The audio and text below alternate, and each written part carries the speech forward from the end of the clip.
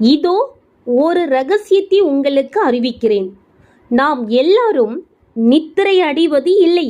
ஆகிலும் கடைசி எக்காலம் தொனிக்கும் போது ஒரு நிமிஷத்திலே, ஒரு இமை பொழுதிலே நாம் எல்லாரும் மறுரூபமாக்கப்படுவோம். எக்காலம் தொனிக்கும். அப்பொழுது மரித்தோர் அழிவில்லாதவர்களாய் எழுந்திருப்பார்கள். நாமும் மறுரூபமாக்கப்படுவோம்.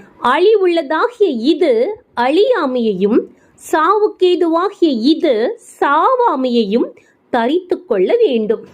அழிவுள்ளதாகிய இது அழியாமையையும், சாவுக்கேதுவான இது சாவாமையையும் தரித்து கொள்ளும் போது மரணம் ஜெயமாக விழுங்கப்படுது என்று எழுதியிருக்கிற வார்த்தை நிறைவேறும். மரணமே உன் கூர் எங்கே? பாதாளமே உன் ஜெயம் எங்கே? மரணத்தின் கூர் பாவம், பாவத்தின் பலன் நியாயப்பிரமாணம். ஜெயம் கொடுக்கிற தேவனுக்கு ஸ்தோத்திரம். ஆமீன்.